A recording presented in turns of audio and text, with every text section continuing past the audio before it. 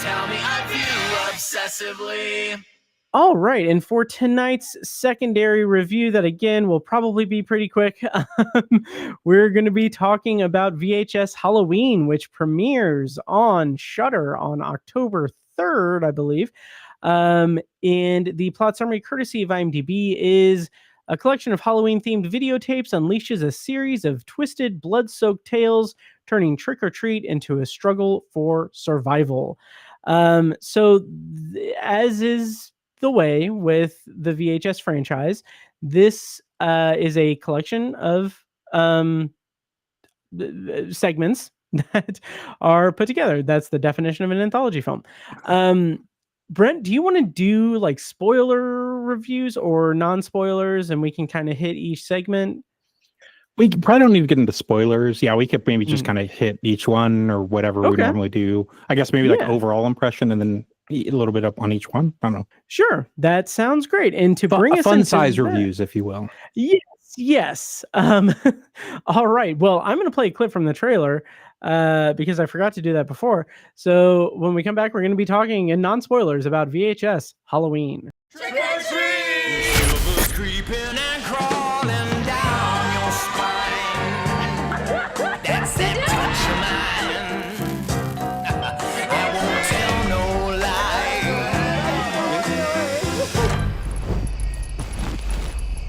Hello?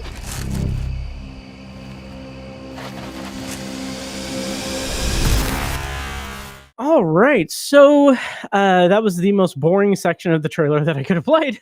But Brent, 4th anniversary of us talking about VHS.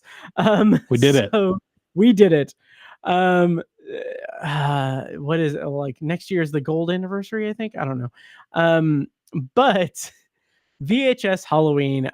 Quick overview. How did you feel about the movie overall? And we can go segment by segment. And where are you at with the VHS franchise, and where does this land with you? Or we can save that for after. But yeah. Yeah, I still love it. It's fun. Well, it's fun doing these every year, but it's fun to have them like on Shudder like every October. I think that's like a fun tradition. So like I'm glad they're still doing it like strong and all that stuff. I would say overall, this is one of my favorites. Nice. Probably since I don't know if it's quite as good as like the very first one. That's probably still my favorite, but it's maybe like 2 or 3 for me. It's pretty high up. And I think the thing I would say is there aren't any here for me that are like, oh my God, holy crap, like all timer. But I think this is probably the most consistent set of shorts for me. I just think there's I think like in general, I didn't really think there were really any duds. Even like the frame narrative, like wasn't incredible, but like I vibed with it. And like, for me, all of these are like above them. I like, it was like almost 2 hours, which I don't know exactly what the runtime of these usually is, but like it went fast. And I just felt like, even though, like, of course they have like the theme of Halloween in them, but I think there's the directors are definitely putting their own stamps on each of them. But yeah, I didn't again, it sounds like damning it with faint praise to say that like none of them were incredible, but like, I don't know, none of them were bad to me either. And I don't know, they're all just like good, but I think the cumulative effect of it is, because like we've this fourth time we've done this, like it's a sort of a bummer where you get like, oh, it's like that was a good one, and then you get one like that kind of, I didn't like that, like it was kind of a dud. And for me, I mean, we'll talk about it, like I didn't really feel like any of these were duds. I thought they were all solid. So yeah, I would say up there for me in terms of the 8 of these that they've done, I think. I think this is the 8th one, I believe. Yeah, geez. I'm gonna have to like marathon them again, because this is such a fun franchise. I feel like I need to do, because Letterboxd doesn't do this, but like somehow I need to like figure out which one was in each one. Like it's like certain ones, like Ozzy's Dungeon, I remember that was in 99 because I love that one. And that's like the sort of Double Dare sort of pastiche, the sort of Nickelodeon one, twisted Nickelodeon sort of thing. Like I love that one. Like there's certain ones, but then like if you were to ask me right now, like name each of the ones in even VHS Beyond, which we did last year. Like I wouldn't be able to do it. Same. So, it's tricky. But anyway, so all that to say, I don't know that any of these, if you ask me a year, 2, 3 from now, like these, like what was in VHS Halloween, I just know that like, I had a good time. I had a really good time overall. Yeah. Same here. And it's one of those things that, as for where I'm at with this franchise, I love that it's a yearly tradition now, both for us to do this and for these to come out. Like, I don't want these to end. I just think it's such a fun, like, throwback to like the found footage craze, and with them veering into themed versions, like even the themed ones of the years and everything. Like, I'm loving the consistency of having like a central theme for it. Like, I was psyched for VHS Beyond because it's sci-fi horror. That's fantastic. And I was probably even more excited for this one because Halloween themed VHS movie. How is it the 8th one and they're just now doing like a Halloween themed one? Right. It's freaking awesome. Yeah. So yeah, I was very excited to see it. And I had no qualms with staying up until like 12:30 watching it. Yeah. It was a blast. And to your point, overall, I do agree. Like, there's not really a bad one in the batch. There's one that I didn't quite vibe with, that we'll probably talk about, but like I think I know which one it is. Yeah. I'm curious if it is, because there are lines of dialogue in this one particular segment where I'm like, I can't tell if that's a laugh line, if they're trying to like make me laugh at this, or if it's like an actual thing that a character just said.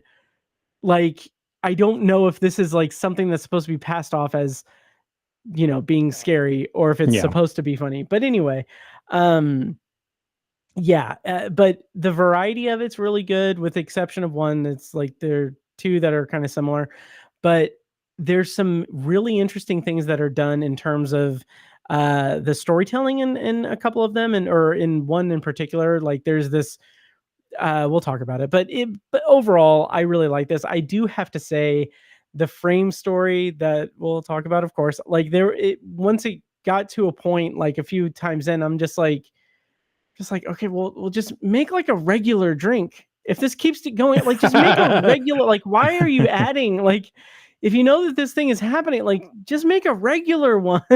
Or one with pumpkin spice. He says it. Yes, yeah. He's exactly. like, you should have put more pumpkin spice in it. Yeah. Exactly. But overall, this is a strong one. This is a strong one. Maybe not as good as like 99 or maybe 85, I think was really good. Because also, even with the themed ones, I can't, it's hard to kind of tell.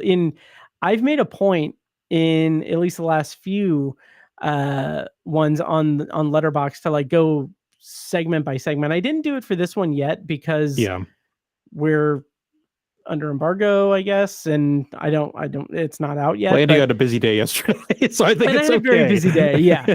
Oh yeah. Like, I fired off my blurb for Letterboxd while I was at work today. So yeah, I mean, it's funny because this franchise has been like consistently, for me, it's been consistently like 3.5 stars out of 5 for the last like few years. And like, it's not anything to sneeze at. Like, I really enjoy it. It's really, like I said, the consistency of it is just really good, especially coming off of like the first few. Like, the first couple are really good, but VHS Viral is, from what I remember, it's like barely watchable.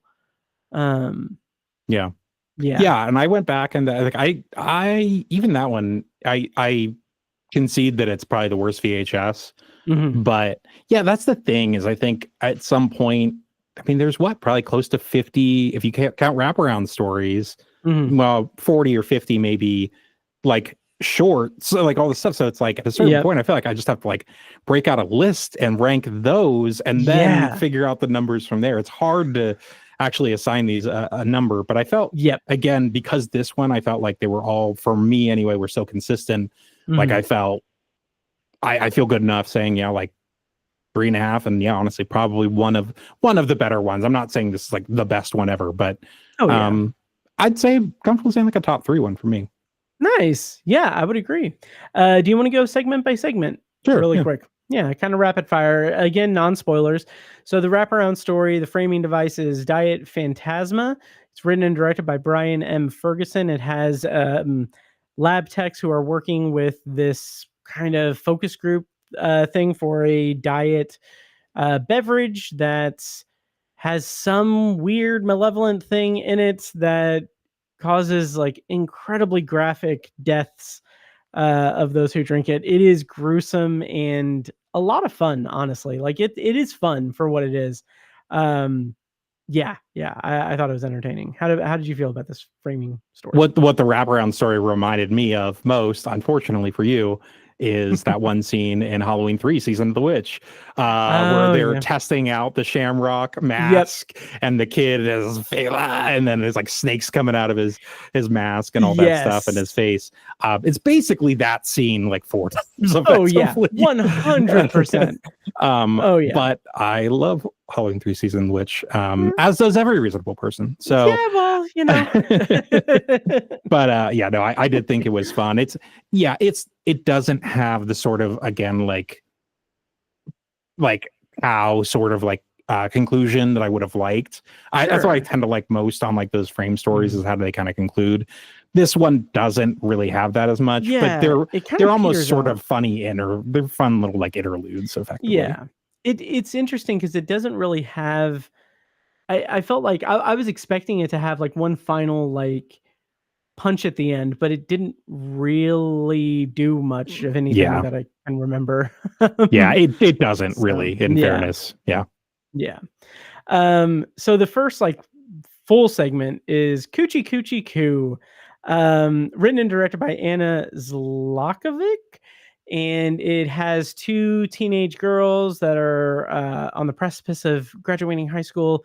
They're trick-or-treating, even though they're too old to trick-or-treat, and they get lured into a disturbing house of barbarian-esque entities. And it's disturbing. It's a great like haunted house sequence. But it also benefits from being the first one, because this same kind of thing is repeated like a couple of times in a couple of different segments. And I'm like, by the end of it, I was like, okay, I'm kind of tired of this setup. But how'd you feel about Coochie Coochie Coo? It was a good one out of the gate, and I think Barbarian is a really good touch point, and reminded me of the sort of scares they're going for in like Barbarian, but like even like sort of like the Insidious movies or whatever. It's very much about like just really creepy like character design and just like and monsters, and it's fun. It's a lot of the sort of like mother's milk sort of. I mean, you mentioned Barbarian, so I guess we can pretty much they all of the trappings therein. But it's a good way to put it, like good fun like haunted house, spook 'em goof 'em. Yes. That's official horror parlance right there. I love it. I also will say that there is a proper set decoration, a living entity in this segment at the beginning, and there's a couple more throughout that. Like it skeeved me out. Like it was disturbing to see. But just really, really good stuff. So then I think I might have these out of order maybe, but I think the next one is Supra sic Infra. As below, as above, as so above, below. so below. Written and directed by Paco Plaza. This is the one that I alluded to earlier, which has some interesting, like an interesting narrative structure with, basically a kid or a guy, college kid, I guess, maybe, I don't know. He is the sole survivor of his friend group being killed and eyes gouged out.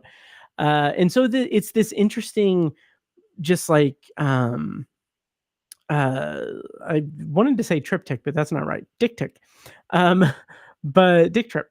but it's this like dual thing where you're seeing the footage of them going into the house while going into the place while like the investigators are taking him back to it after the fact, and like the way that kind of folds on each other, and the way the story unfolds that way is really good. I thought it was really a really strong one, and there's a visual thing that freaked me out. I thought it was like, that's pretty freaking good. Yeah, there's a camera trick late on in this that's like, yeah, it's just really well choreographed. Like I still don't know exactly how they did it, if it's just effects or what, but it's really neat. I kind of knew narratively where this was going to head, like but the ending is still really good. And cool to see them doing more Spanish language shorts here. I know they did that, I think with Beyond, and they might have one more. I think 94. I think did one in oh god. Didn't Timo do that one? Anyway, some other language, I don't know, but it's just kind of cool to be able to like you know, Timo. So it's just cool to like be able to again, we've talked about this with these series, like it's cool that this is a like a proving ground, you know, for some of these, you know, not necessarily younger talents, but people trying to kind of break into the horror scene. So so anyway, it's it's a good one. And I do like the way it's structured between like the past and the present crime scene. Same here. The next one is my least favorite of these. It's Fun Size, written and directed by Casper Kelly. It's okay. I think it's about a group. Stop me if you've heard this before. It's about a group of older teenagers who go trick or treating. Even though they're too old for it. But there's this like really poor like tonal thing for me with this, because like the kids are all obnoxious, and oh my god, the kids are all obnoxious, and there's this couple in this that the guy keeps referring to her as fiance. That gets and I'm old. like, oh my god, I can't wait to see this guy get killed. It's like, it's so awkward and dumb, but that's not like, there are other parts where like someone is getting very much like, there is like the thing that is happening to this character is not something that anyone would ever be able to recover pieces of his or her body from. And there's a line where someone's like, yeah, can we help him? Like, why? Like, what? No, you can't. But so it's a mixed bag for me. There were some solid moments in it, but I think that it's the one that I struggled with the most. How'd you feel about Fun Size? I didn't think that this is the one you were going to mention, so that's funny. Oh, interesting. I was probably looking forward to this one the most because Casper Kelly did Too Many Cooks, of course, but then the Yule Log, and then the Yule Log 2 Branching Out sequel, which that second one is basically like a spoof on Hallmark movies, and then the first Yule Log was basically a surprise film. It's like this Yule Log for 2 minutes, and then it turns out to be kind of like a Barbarian sort of like where it just kind of keeps going. You don't know what to expect. Anyway, so I did this. I think I like this one more than you, but I totally get where you're coming from. This is definitely the one that tries the most. It's the most outlandish, and I think it's definitely trying for the most kind of like demented humor. I think some of that like actually worked for me. Like I actually thought the creatures that they had in the candy pail.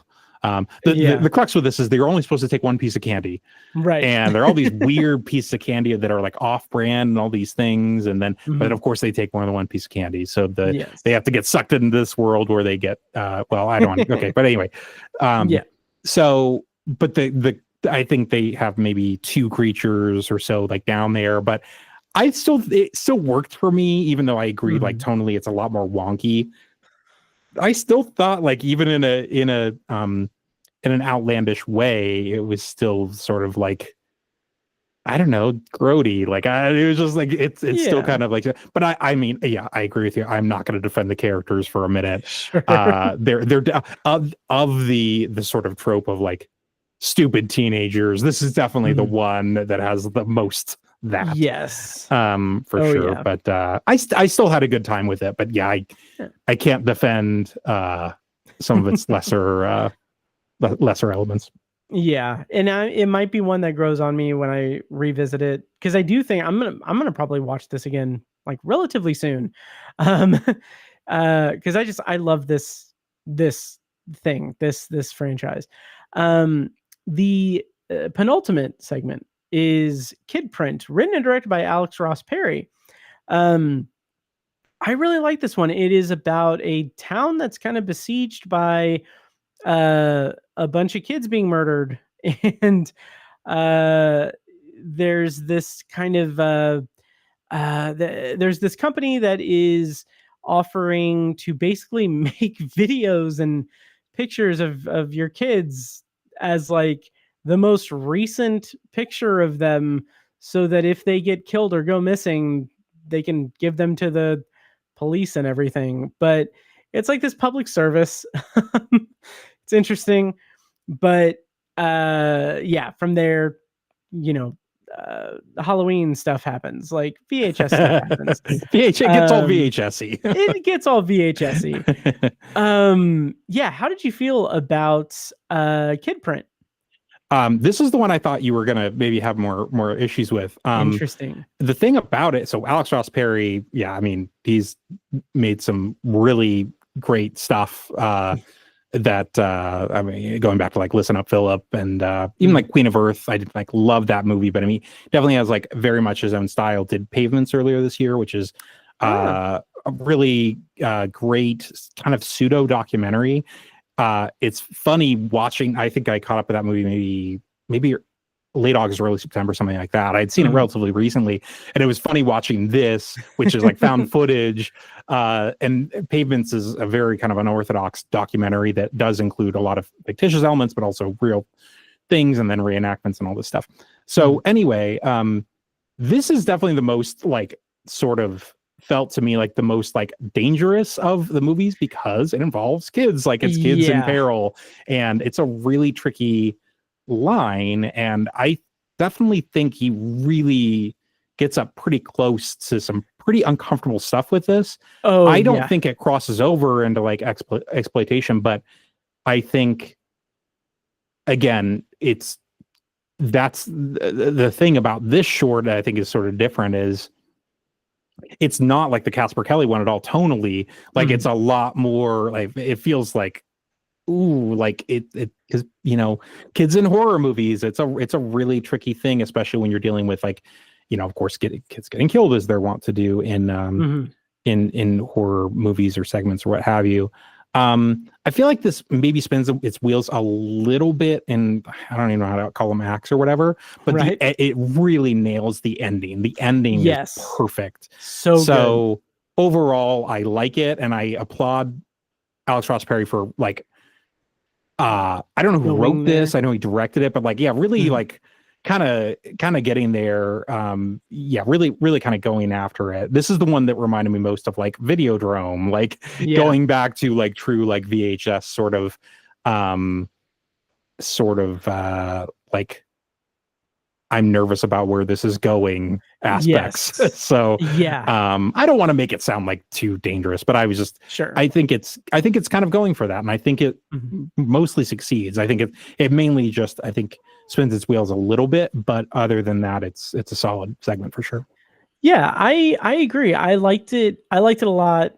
It's funny because like I definitely caught that, like there was that sense of unease I had with that being the subject matter. There were moments where like it doesn't do anything really gratuitous with it, or like you said, like exploitative, but like some of the dialogue, some of just like the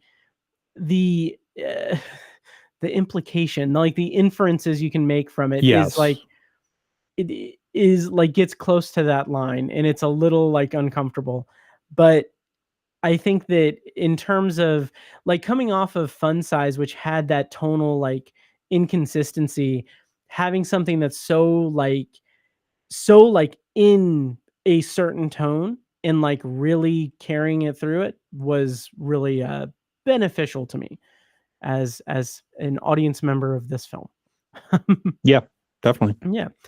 And to round out VHS Halloween, we've got Home Haunt, which was written and directed by R.H. Norman and Micheline Pitt Norman.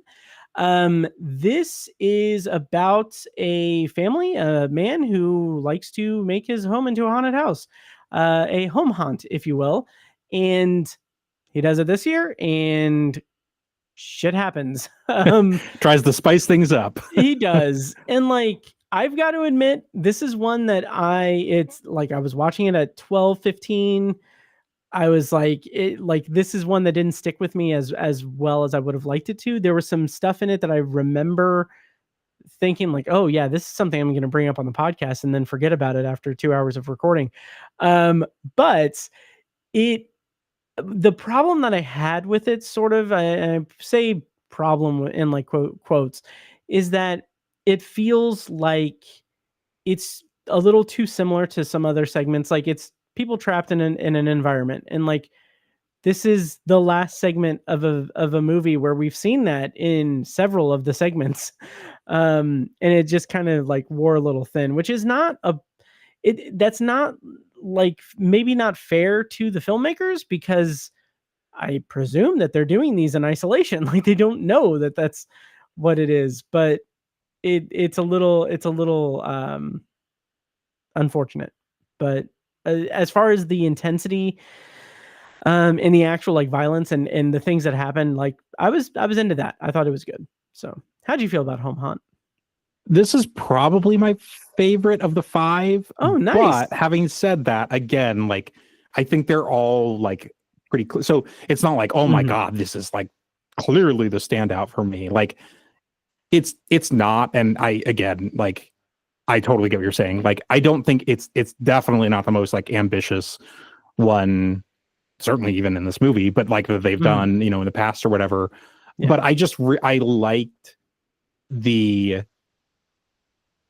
how many elements as they go into each room, like how many different things crop up, and just the kind of stuff that we talk about, like the character design, like the prop work. There's some really like gruesome like deaths in this, and it's just like those sort of things. Like it satisfied me in a way. I don't want to say like a guilty pleasure way, because I do think it's well done. But yeah, I think once we kind of get in that haunted house and the record starts playing and like we sort of know, like, I don't know, it was just like a fun denouement for me, because I'm just sort of like, and I think they actually conclude the final shot of the film with this one. So like, I kind of like that too. And it's a fun last shot. So yeah, I would say this is probably my favorite of the 5, but I'm not going to say like, it's like head shoulders above. Like it's maybe just a little bit, but yeah. Totally understand that. I do remember the obnoxious neighbor. I was like, he's a little too over the top. Like, it was like, okay, you're hitting that drum way too hard. Like this guy's so concerned about the authenticity of his haunted house or whatever. Yeah, it's like they didn't need to. No. It's like, don't even bother trying to make any characters. Like just exactly. Right. Oh yeah. So it's a little bit of a mixed bag, but that's VHS Halloween. Once again, I don't know if we said ratings at the beginning, but I rated it 3.5 stars. I love this franchise. Like it's so comforting to have a new one each year. And yeah, I'm thrilled we got a Halloween themed one, and I can't wait to see what they do next. Brent, overall thoughts on VHS Halloween? Yeah, I'd say 3.5 out of 5 as well. I don't think there are any here that are like gonna be like shoot up to the top, unfortunately, I guess. But I think there's like a lot that are gonna be like high, mid to middle of the pack. I think it's a really consistent batch You Oh know, yeah. like a menagerie of Halloween candy and your, you know, I don't even want to bother going Yeah. pushing that metaphor. You get it. It's a Sure. balanced bag of candy. There we go. Okay, great. Yes. Yes. It's a fun grab bag. There we go. There you go. There you go. It's a fun size grab bag. Hmm. But only take one. Yes, please do. That'll do it for our review of VHS Halloween. Next year, Brent, you're going to be back for VHS graduation. Fingers crossed that's what it is. So, Right. but that'll do it for this episode. Brent, before we go, thank you so much for joining me and giving me so much of your night. But also, can you tell people where they can find you online and what you've got coming down the pike? Sure. I'm on awakeinthedark.com. You can find me on Facebook, Twitter, Threads, Blue Sky, Instagram. I only post once a week for my reviews, but hey, it's still weekly, so that's not bad. So in terms of coming up for October, looking like Smash a Machine and Tron Ares, and then I'm kicking it into Halloween gear and doing Nice. Black Phone 2 and probably Shelby Oaks. I think that is opening here. So doing half horror spooky ones and the other half The Rock and Jared Leto. So there you make go. of that what you will. Nice. Well, thank you so much, Brent. And yeah, follow his work at awakeinthedark.com. And that's it for this week's episode of The Obsessive Viewer. As always, thank you so much for listening, and make sure to follow the show on social media and subscribe to the podcast on your preferred podcast app. Crossing the felt ropes, watching from home on my TV, looking at all my eyes can see. They tell me I view obsessively.